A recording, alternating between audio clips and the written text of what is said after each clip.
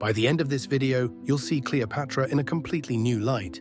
Cleopatra, the seventh Philopator, was born in 69 BC in Alexandria, Egypt, into the Ptolemaic dynasty, a Greek royal family that ruled Egypt. Her father was Ptolemy XII Auletes, and her mother an unknown woman, possibly his sister. She had several siblings, including her future co-rulers, Ptolemy XIII and Ptolemy XIV. The Ptolemies ruled Egypt after Alexander the Great's death in 323 BC. Cleopatra was highly educated, studying at the famous Library of Alexandria. She was well versed in philosophy, mathematics, medicine, and astronomy. Unlike many of her Ptolemaic predecessors, she learned to speak Egyptian. In addition to Greek, Latin, and several other languages, Cleopatra was a master strategist when it came to forming political and romantic alliances.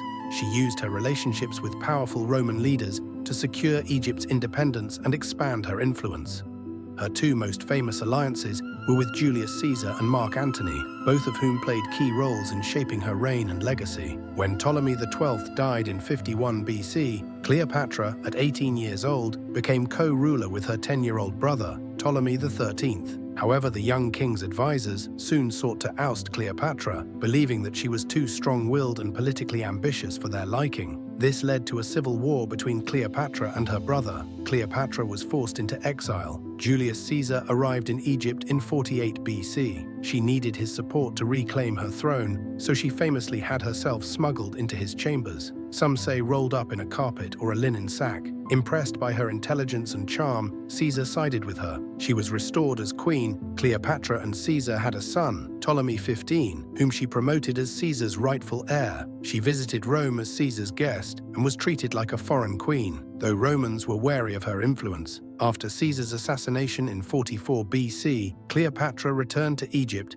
and sought a new alliance to protect her kingdom. Rome was divided, with Mark Antony controlling the eastern provinces. Cleopatra met him in 41 BC, arriving in Tarsus on a luxurious barge, dressed as Aphrodite to impress him. He was captivated, and they quickly became allies and lovers. They had 3 children together: Alexander Helios, Cleopatra Selene II, and Ptolemy Philadelphus. Antony gifted Cleopatra land, including parts of Syria and Cyprus, expanding her influence. At the Battle of Actium, their forces were defeated and they fled to Egypt. Gaius Julius Caesar Augustus, also known as Octavian, invaded Egypt, and Antony, believing Cleopatra was already dead, stabbed himself in despair. When he learned she was still alive, he was brought to her and died in her arms. Cleopatra then tried to negotiate with Octavian, hoping to save her kingdom, or at least her children. But Octavian refused to let her keep power and planned to take her to Rome as a war trophy. Cleopatra chose death over captivity. She died on August 12, 30 BC, at age 39, but how she died remains a mystery. Ancient accounts claim she arranged for a venomous asp, Egyptian cobra, to be smuggled into her room in a basket of figs. The snake supposedly bit her on the arm or breast,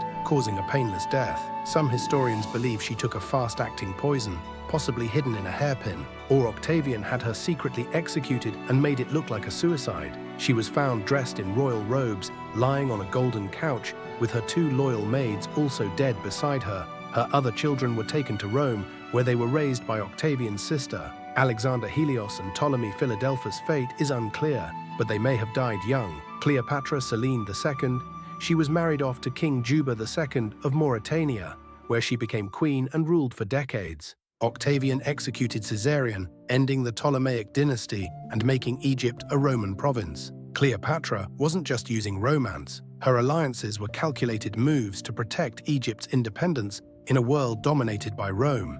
However, by tying her fate to powerful men, she also became vulnerable when they fell. Cleopatra has been depicted in a range of films and TV shows, each offering a different interpretation of her life. Some portray her as a romantic figure, while others focus on her political acumen and resilience. She was much more than the seductive figure often depicted in history. She was a brilliant strategist, a skilled politician, and the last true ruler of Egypt. Fluent in several languages, she commanded armies and forged powerful alliances to protect her kingdom in an era dominated by Rome. Despite her intelligence and political acumen, her fate was ultimately shaped by forces beyond her control. Her relationships with Julius Caesar and Mark Antony helped her maintain power for a time, but the unstoppable expansion of Rome spelled the end of her reign. Her tragic death in 30 BC marked the conclusion of Egypt's independence and the start of its rule under the Roman Empire. Her legacy persists as one of history's most powerful and fascinating women, admired for her sharp intellect and leadership, though often misunderstood. Whether viewed as a tragic queen or a powerful ruler who resisted until the very end, she remains a symbol of ambition, wisdom, and resilience. Cleopatra VII was a true patriot, fiercely loyal to her country and its future.